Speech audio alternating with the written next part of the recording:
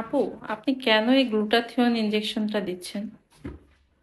আমি কালো এটা আমি আমার জীবনের 25 বছর বয়সে এসে জানতে পেরেছি যে আমি কালো। 4 বছর আগেও আমি জানতাম না যে আমি কালো। তো আমার শ্বশুর বাড়ির মানুষজন আমাকে বলেছে যে আমি কালো।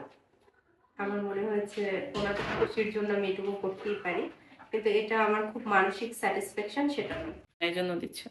আচ্ছা, আপনার কি মনে হয় যে কারো গায়ের রং নিয়ে কথা বলা এটা তার জন্য খুব বেশি অসম্মানজনক? তো সেখানে উনি উনি নিজেও কিন্তু শ্যামলা, উনি কিন্তু ফর্সা নয়, আমি ওনাকে কালো বলতেই চাই না। তো সেখান থেকে ওনার মনে হয়েছে যে আমি কালো, এটা আমার একটা অপরাধ এবং ওনার ছেলের সাথে আমার ডিভোর্স করানো যেতে পারে।